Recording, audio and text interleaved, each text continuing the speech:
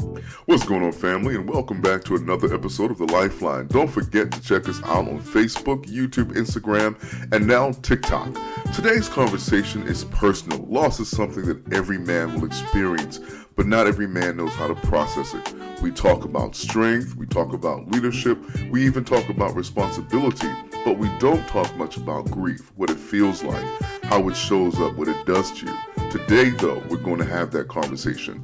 I'm joined by my brothers Bo Powell and Lindsberg Petway, and once again by our special guest, but not really a guest, Stephen W. Smith, small business owner, public speaker, and president of NameLock Inc. We're going to start out this conversation by asking the first question: when loss hits, what's the first thing that changes for a man internally? So let's get into it and check out this great conversation about loss, grief, and manhood. For me personally, I think you grow. I think you understand that you can grieve. I understand that when loss hits, you're going to cry, you're going to go through all the different emotions, but I think internally, I can say for one word, maybe you grow to the point where you can really grieve and deal with some emotions that as men we've been told not to display, not to cry. That's Man, good.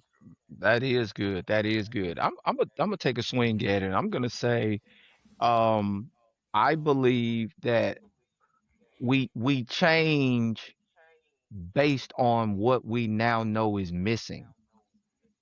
So, like when we're experiencing grief or loss, we know that one thing is missing. And normally, when that grief is really heavy, that person was really instrumental in our life.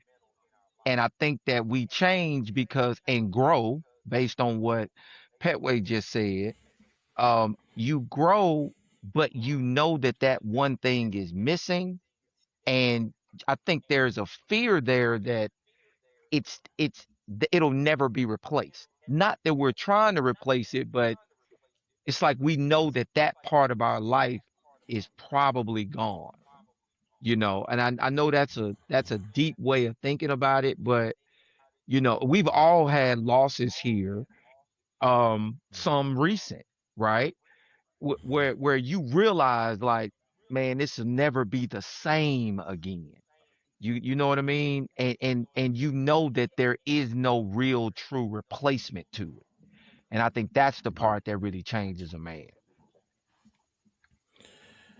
Yeah, I was thinking, man, about what changes inside of a man eternally. I know I think you have a greater sense of your mortality. Mm, yes. That when you're a young guy, I mean you're a hero. Can run through brick walls, and all of a sudden you get hit with that type of pain. You realize you're human, and that you bleed. And I believe it, to Lynchburg and your point, Stephen, you grow, because the thing about grief, you have to deal with it in some kind of way. Yeah. Yeah. You know what I mean? And as men, we're taught for the most part not to really deal with our emotions, to just kind of move past that. But now all of a sudden, now you hit with grief, and when it finally hits you, you like, oh crap, what is this? You know what I'm saying? And so you realize that you're vulnerable in so many ways when grief hits. So I know for me, that's, when I think about what changed internally with the man, it's that. That's a great Mm, perspective. Definitely mortality piece. And I think I'm sure everybody's heard the terminology, the changing of the guard. And so whenever you lose those pillars, it shifts things and it changes life as you know it. And it's the end of an era. I remember at my grandmother's funeral, the mortician, she's like an aunt to me. And she said, now that I've done the work, she said, it's really hitting me. She said, this is the end of an era. And so you recognize, as both said, your mortality, but you recognize that life will never be the same. Mm-hmm. yeah. Yeah. Yeah. I Yeah. mean, but do you think about it? I mean, do you really think we've been taught to grieve? I mean, just when you think about how men are raised, because grief is a very strong and powerful emotion. Have we really been taught how to do it? I don't You think know, so. or we just kind of taught how to just No. to push through it all the time. I don't You know think what so. I mean? Yeah. I was talking to a brother last night, and we were talking about the emotional palette of Black men. And most of the time, we are given the license to be happy about sports or sex or women. We are allowed to be angry, and we're allowed to be excited. And but outside of that, we're not giving a broad spectrum of emotions to really work from, because anything else Yeah. makes you weak. Mm. Yeah. Yeah, But I don't with think you, we're taught. No, go ahead, Steve. no, go ahead, Petway. I got something after you. Go. I don't think we have been taught a lot of things in life. You know what I'm saying? We kind of just experience them and go through them. And it depends on the level of grief. A parent, grandparent, there's a different level when it's an uncle, a friend. When I was younger, a good friend of mine, two of my friends that we grew up together, we were like 13, 14. He was always bullying this one guy. And Stanley got tired of it, and he ended up getting into a fight in the house, and he stabbed him. And when he stabbed him in the back. So as he was running, he tried to get up to the top of the fence to get away, and he fell. And when he fell, the knife went through him. And we were in the mindset of the terminology, we all were friends, but Stanley was always bullying this one kid, and he just got tired of it.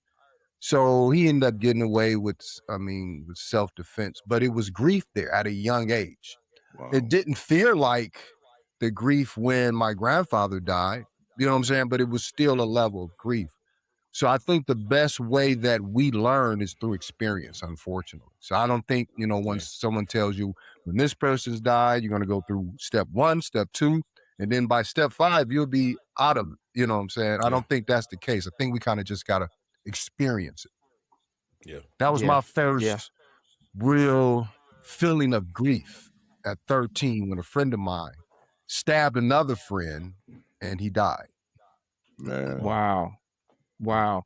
Well, I mean, when we go into the going to that part and being equipped to just how do you deal with it or how do you move on?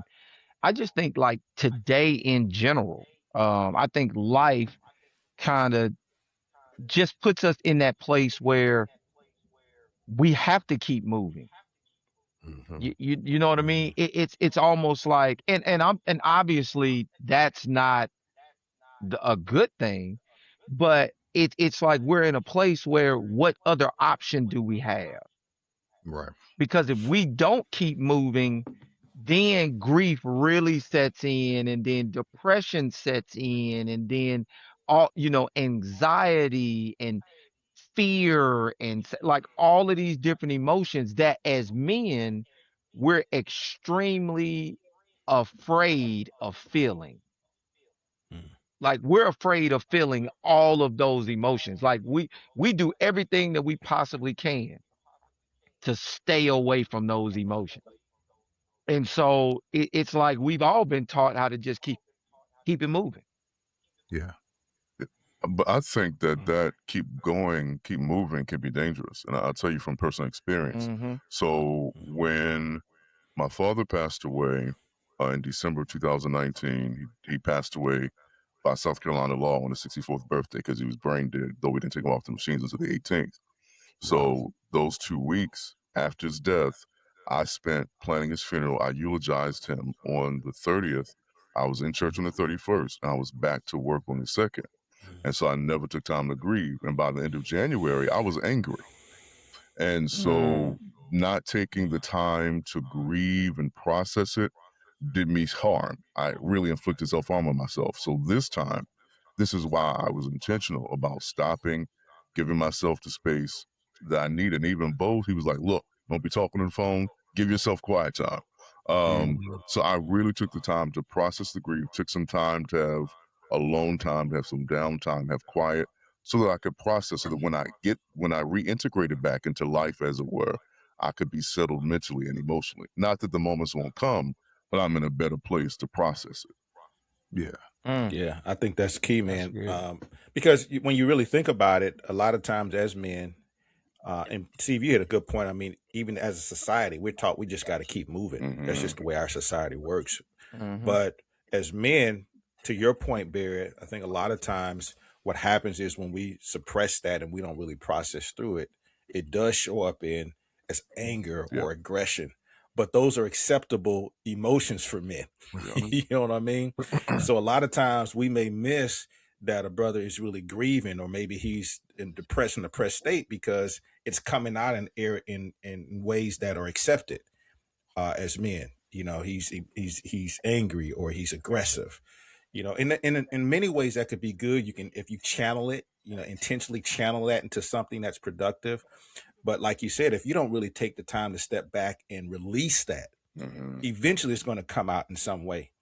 And a lot of times that, you know, may come out on our relationships, whether it be with our family, our wives, or our children, or something like that, or even in business, you know, on our employees, you know, because we haven't really processed and dealt with that stuff.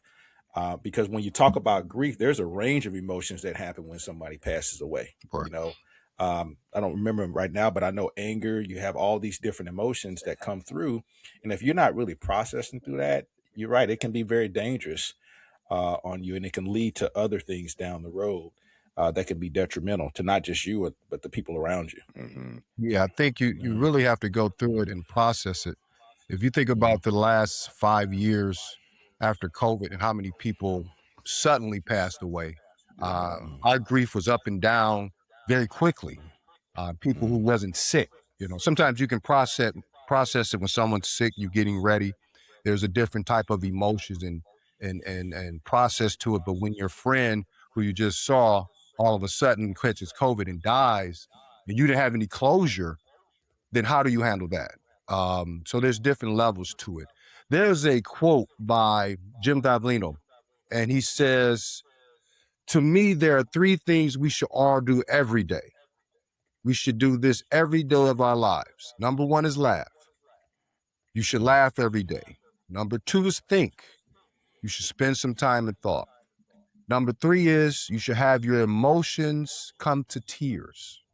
If you Mm. laugh, think, Mm. you cry, that's a full day. That's a heck of a day. And he gave that speech when he was winning an award and shortly after he passed away. And maybe we can say he led men in different levels as a coach, and he probably taught them to be strong. And maybe he was grasping those emotions as he saw death coming.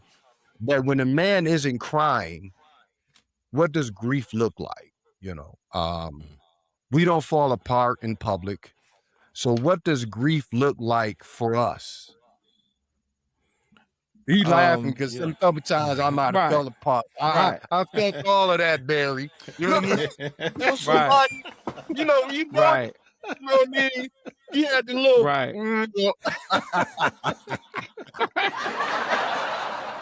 Oh man. I know you, Well, dog. I know you. Nah, Shit, listen, what I does it look can't like? judge you. I can't judge you because I fell apart a couple times the past few weeks. I can't judge you in public, so I can't judge you. So what does that look like when we're not physically crying? What does grief look like, Bo? Well, I mean, I'm going to say this because as you were talking, I was just really thinking about scripture that men grieved openly in scripture. They did. It wasn't something mm, that they hid. Jesus They wept. did. I mean, you mean the mhm, shortest version about Yeah. Jesus wept. Yeah. David, the great warrior, he cried Till he had no strength left. when when mhm, his son passed away. So what we have been taught about grief, I don't think is totally accurate Preach. because there was nothing in scripture that really told us to suppress it and keep moving. I think that's been a product of our culture. Yeah. Yeah. And so grief is just a normal part of life. And when you don't deal with it again, I think it's going to come out in a different way. Now, maybe you don't cry, I get that. But I would be concerned if somebody lost someone very close to them and they didn't cry. mhm, But there has to be something that you do to really process through those emotions to to heal. Mhm. You know what I'm saying? To allow healing to occur, for you to properly honor that person. I think crying is a very healthy emotion. So, um, for me, I don't know what grief looks like without crying.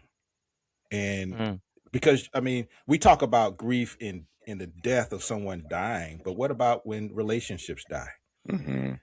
right. Mhm. You know, Right. Yeah. grieving those type of losses, you know, losing a longtime friend. So there's many different levels of grief that are just part of living, Yeah. that we should be allowed to do that.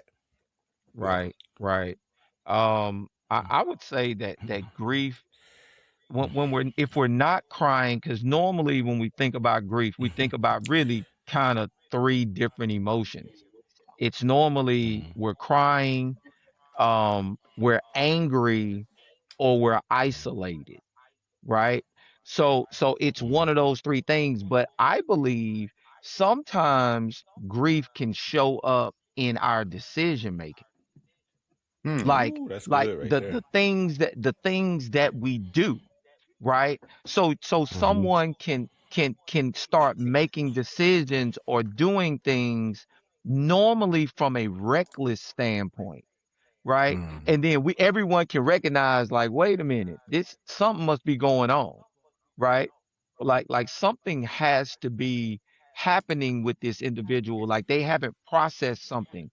And so we start making bad decisions as men, whether it be with money, whether it be with women, whether it be with That's drugs good. or alcohol. We start making very bad decisions. But, have you guys ever like you're in that place where you're grieving, but you later realize, like, you accepted the fact that I'm grieving, Mm. but you didn't recognize it at the time. Have you ever been in that moment? Y'all know what I'm saying? Where, like, you Yeah. you Yeah. making a Yeah. bad Hmm. decision, Yep. like you're making Yeah. a bad decision, and you like, wait a minute, am I grieving right now? Like, Yes. I haven't Hmm. accepted it, but maybe this is the reason why I'm doing that. But have y'all ever been in that situation and then you recognized it, later, like, wait a minute, I need to take a step back. I need to process some stuff. Yeah. I think Hmm. I've been in that scenario when my sister passed away. Um, Mm, my oldest sister, and we were very close. She was like a mother, business partner, very, very close. I mean, it was to the point when I was younger, they used to ask her, Charlene, I didn't know you had a son. I didn't know you had you were pregnant. It's like, no, this is my little brother, because I was always with her. Hmm. And when she passed away, I didn't get a chance to have closure because they called for mm, me. I was an AD, and they said, you need to get to the hospital. And I said, well, I got a game. I said, come, Charlene, want to talk to you. And when I got there, I got off the elevator. My older sister was sitting with a nun. I didn't pay attention. I just looked. And then when I got to the room, I could just hear her husband just crying, and I hit the floor. Um, so I went in, did all of that. But afterwards, I just got busy. You know what I mean? I was just mm, busy, just working, waking out, not sleeping.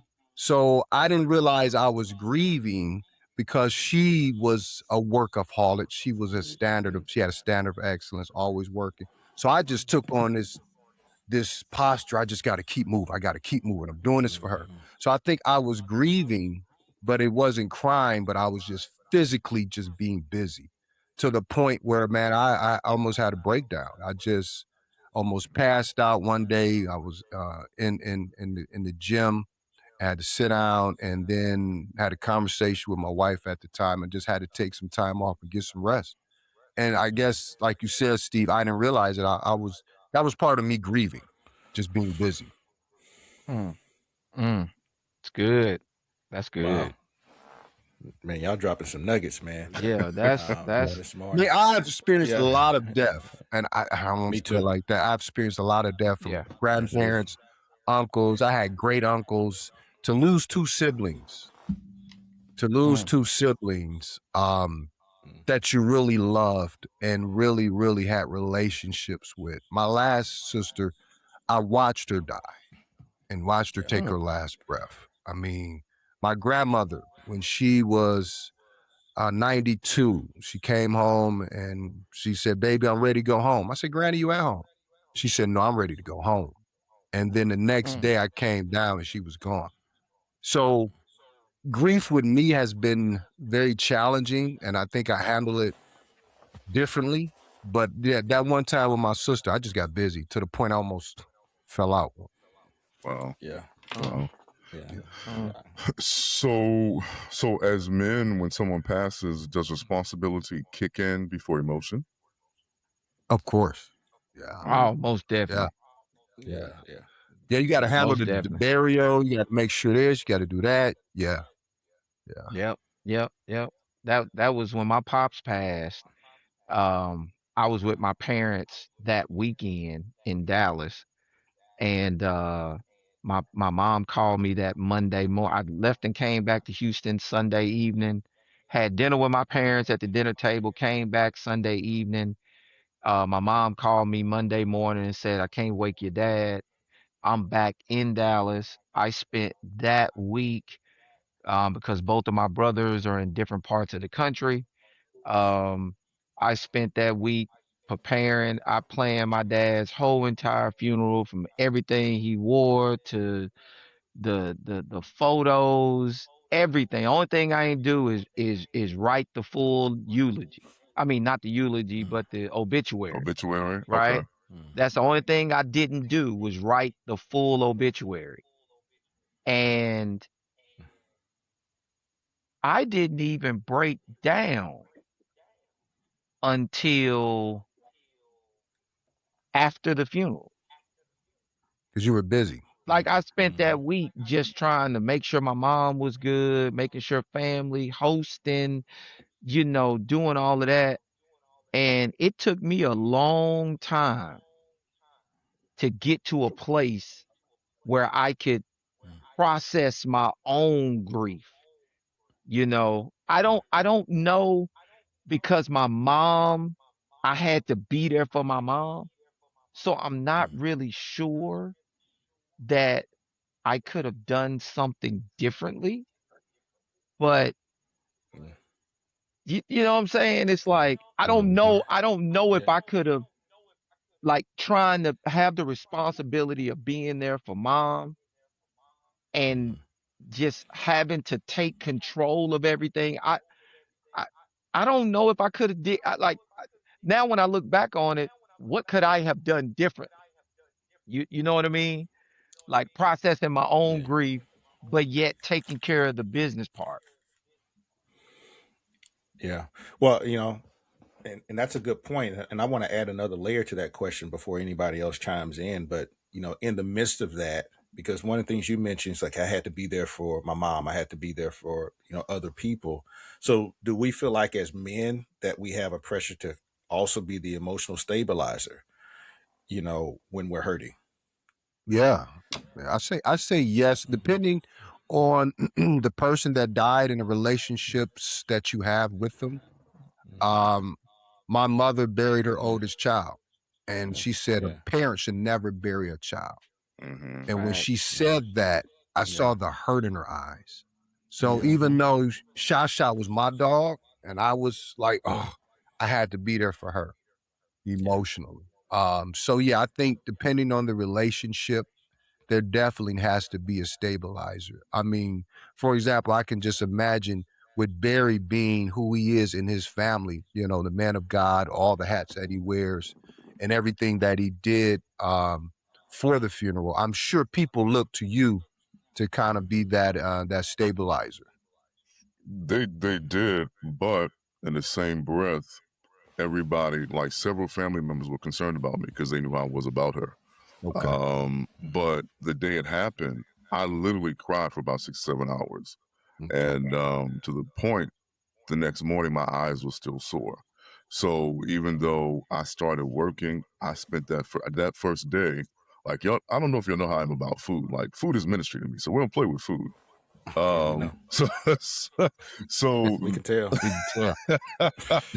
so that day, like that morning, I didn't eat. I had not eaten because I think that was the last day of our church consecration. So I didn't eat that morning, and so I cried to the point. So after church, it was time for us to eat, but I didn't even eat, and I got to the point where I got sick. I made myself nauseous because I cried so much.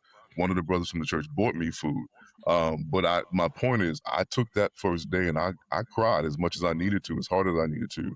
Then the next day, I started getting busy, writing her obituary, doing the program, that kind of stuff. But I took that time for me because I think this is the thing. You can do it, but I don't think you can be fully emotionally present for everybody else until you're honest about where you are emotionally. Yeah, that's true. I mean, And I think the other piece is when you confront your own emotions, it helps you to empathize on another level with others as they walk through their emotions. Yeah. Comfortable with emotions. Wow.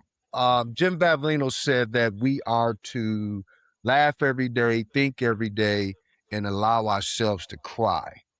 Why do you think men are comfortable with the first two? We'll laugh, as we did. We'll think because we're thinkers, but resilient to the third. Why are we resilient to the emotion of crying? You mean resistant? Resistant, yeah. Because we don't really like to be vulnerable. That's the reality. We feel like when we cry, like, and this is the truth, like when the day of the viewing, I was cool, didn't shed a tear. The day we walked, the day of the funeral, I walked in, I literally started shaking. I got to the coffin, I broke down. Got to the cemetery, I cried twice. And as I look back, initially I was a little bit embarrassed. I was like, Negro, please, that was your grandmother. But I think the issue was how people perceived me. Like I didn't want to be perceived as weak. The other thing is I didn't want my vulnerability to show.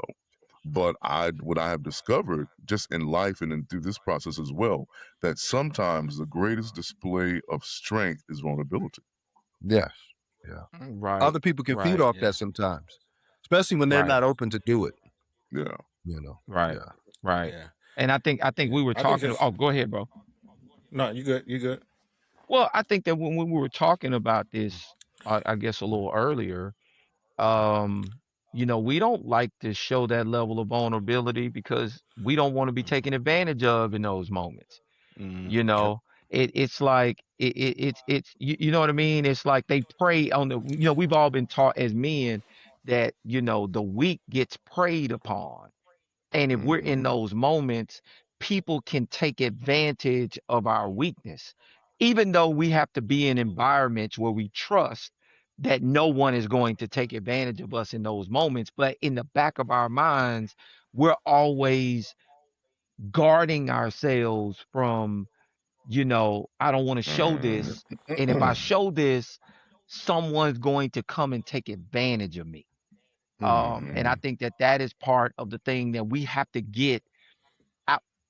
We have to get that out of our system that, grief doesn't have to be weakness, right? Grief can actually become clarity. That's good. It can become clarity instead of weakness. And so what do we mean? I mean clarity in thought, clarity within our emotions. Like we're in tuned and aware of who we are and what's happening in this moment. Right. It doesn't have to always be defined as weakness. That's profound, sir. Yeah. Yeah. Very profound. That's gonna be definitely a soundbite. Wow. That was good. But that's real talk because, as you were talking, Steve, the word that popped to my head was conditioning. Right. We just been conditioned to like crying is weak. Yeah. Yes. That's just how we've been raised, man. Suck it up. Walk it off. Your ankle could be hanging out like that. Hey man, you're all right. Walk it off, right? You know what I'm saying? And the thing about it is celebrated. It's celebrated when we could play hurt. It's celebrated. We're rewarded by that. I mean, you think about just all the greats out there, and we understand, what that is, but you think about first person that comes to mind. I remember when Michael Jordan's dad died. Yeah. He came in and played. It's celebrated. And I'm sure he probably had his moment and stuff like that. But as men, we're conditioned not to show weakness, and we're also conditioned to chase rewards and recognition. That's good. So so that's just how it is. When it comes to showing. I mean, you think about it. How do we get to a place to where you apologize for crying, for being hurt? Yeah. You just lost somebody. Yeah. You start crying. It's like, oh, I'm sorry. That's something we got to take a look at and have a conversation about. That you shouldn't have to apologize for honoring someone that meant so much to you and they just passed away. To me, to not cry, to not show any type of emotion is a dishonor to what they meant to you. But here, Bo, check it out, Bo. But I Yeah. think the other piece is not only apologizing for grieving that person, but why should you apologize for being human? Yeah. Right. And I think that's Right. maybe that's stopped with us, because I look at this new generation, and like you said, playing hurt. They taking days off, load management. I think the younger men, the younger men are getting a little softer than us. It's a little different. We were taught, that's different, man. we were taught from people. We were talking people who was born in 1935 and 1919. So these kids getting taught from somebody born in 81. So it's a different perspective. That's a whole nother conversation about load management, man. That is but when funny. grief hits us, and it has hit us, who do we lean on? Is it our spouse? Do we just jump on our friends, our faith? Or do we just convince ourselves, I'm straight, I'm going to go through it? I think faith makes it easier. Yeah. Obviously, because I think that we've been taught as men.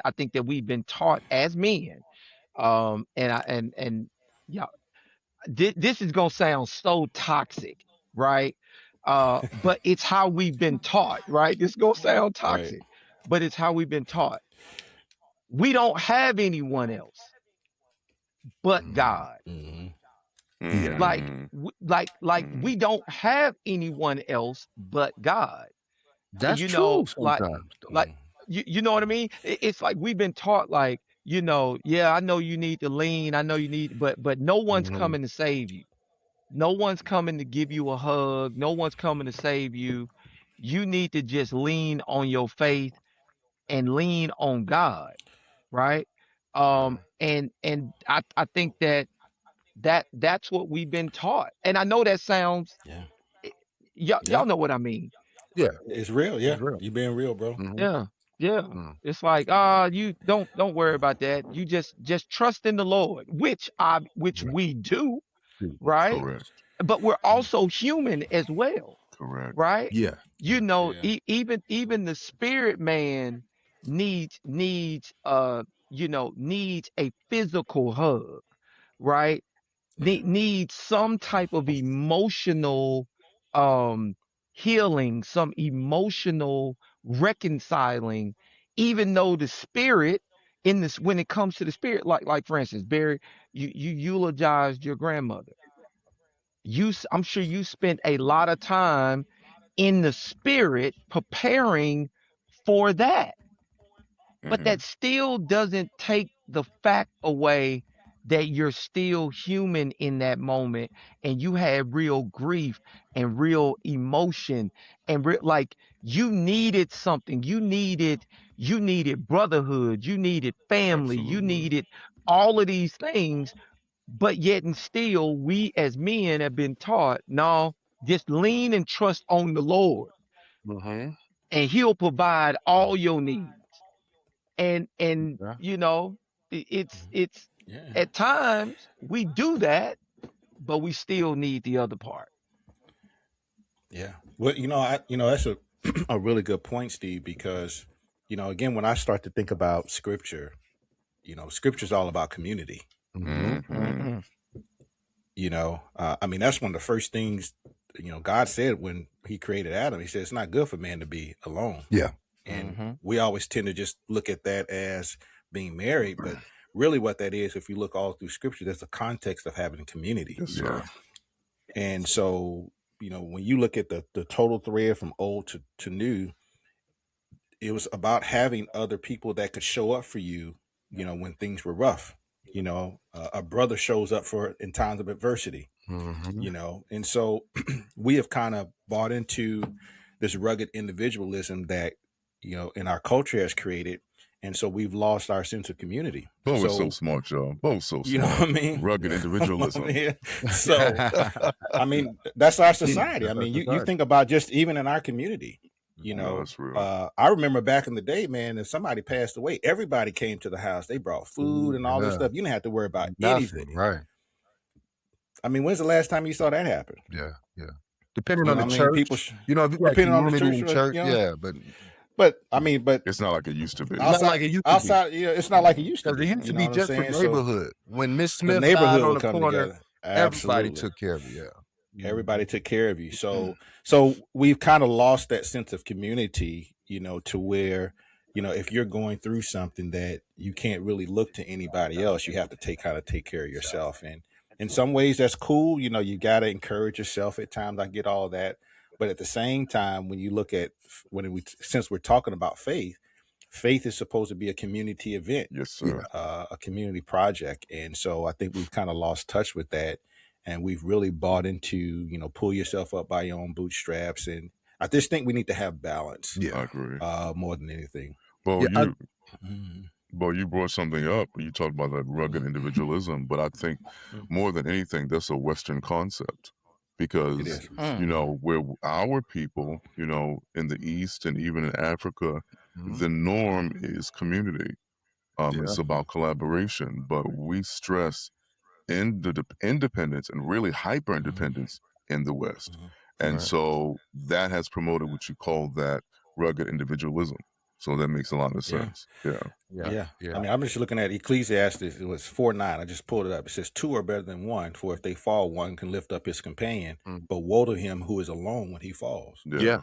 So it's not really designed for us to just walk through life without anybody to lean on. Correct. You know what I mean? And that's why it's really good that us brothers, like us, we have a sense of community just amongst us as brothers, that we can call each other if there's something. So, how good it is for brethren to dwell together in unity, I think is something that, we can begin to look to and to reincorporate and integrate into our lives once again. I believe that will, I'm really excited that more and more men these days are having these conversations, about emotional intelligence, grieving and stuff like that.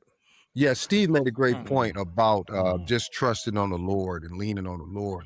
But if you use the whole word, the whole Bible, like he said in Ecclesiastics, but in Proverbs 11:14, where there's no counsel, the people fall. But in the multitude of counselors, there's safety. So we can lean on God, but you still got to study to show yourself approved. So when you're studying, you can find these scriptures and live upon them.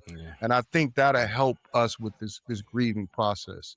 My wife has a good friend. She's from Nigeria, and they were talking. I don't know how this topic came up. It's just ironic, but she was saying that over there they don't even have life insurance because the community, if someone dies, the whole community takes care of that particular family. Wow. And the kids, if they're young, the brother, the sister, they just become a part of their tribe or their household. Yeah. So that point that you made, Barry, was very, very accurate. Wow. Most definitely. That's powerful. It's very powerful. So when grief happens, it changes a man. It might not be the public version that we see. It might be the private one. So let me ask you guys this. How has grief changed you personally? What has shifted in the way you think, you love, and you trust, and how you move? Easy.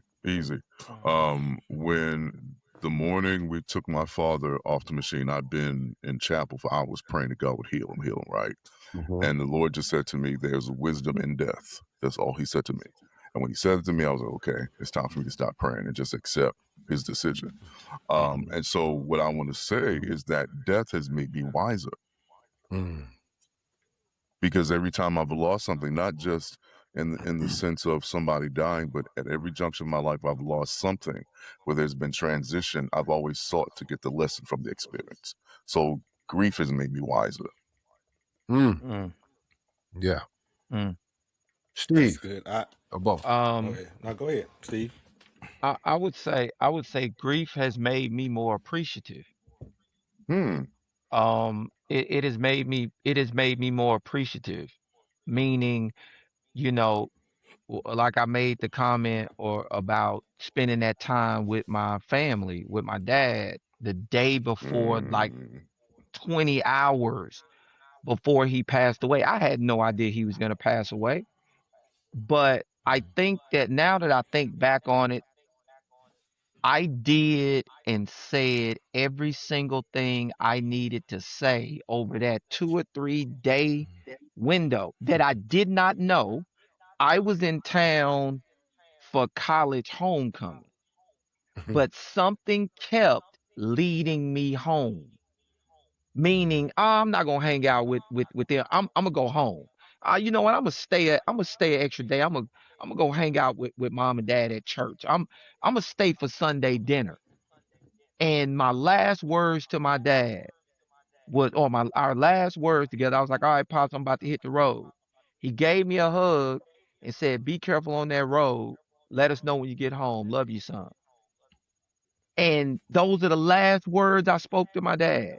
And so Wow. it brings a level of appreciation Yeah. because I know I did what I was supposed to do and I said what I was supposed to say. And so when we look at those that are around us that we've lost, we have to ask ourselves, did we appreciate the time? That's good. Did we That's so appreciate good. the moment? And so Yeah. that's what grief has taught me. Wow. Can I piggyback on that real quick? Yeah, go ahead. One of the things, Steve, that's so good, because one of the things that I've grieved and grieved hard, but one of the blessings of it is that I know that I said everything to my grandmother that I needed to say, and vice versa.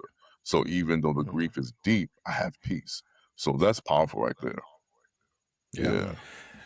Yeah, I can attest to that.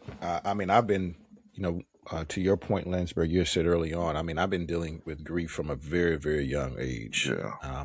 I remember when Big Mama passed away, I was like 3 or 4 years old. Wow. And I still remember that. And just walking through my life, I've seen, and experienced a lot of death. I was there when my dad passed away. We didn't have the best relationship, but I don't remember the conversation. I just remember we were laughing during that conversation. That had to be the best conversation we ever had, and he died in the middle of that. So, I can really attest to what Ecclesiastes talks about when it says, I believe it talks about going to the house of mourning is better than being in the house of laughter, because it changes your heart. It deepens you as an individual.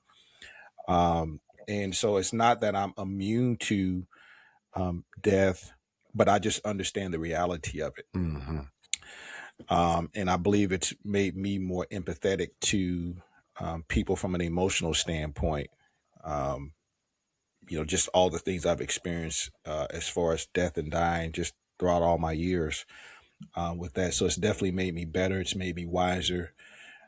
It's helped me later on in life to be more attuned to, I think, how people are feeling and even dealing with life, even outside of losing somebody to death, but just the day-to-day things that people go through that may cause them to feel a certain kind of way. Recap: wiser, appreciative, empathy, and the fact that we can understand our own mortality. All those points hit my nail on the head. But like Bo said, when someone is going through something, when you would experience it, it gives you a different perspective. So you have a different level of care for that person. just going through life, when you hear the news or somebody passing away, it hits you differently because you know what you felt when you went through it, and that family's going through it now. So those key 3 words that you guys gave, I think those are some great points, and they kind of hit with me. Watching a person die, it gives you a different perspective, and I'm just sharing this because I got the call for my sister's death. This the one, she had a triple brain aneurysm. So for 12 years, she was in a vegetable state. So we got a call that she was actively dying.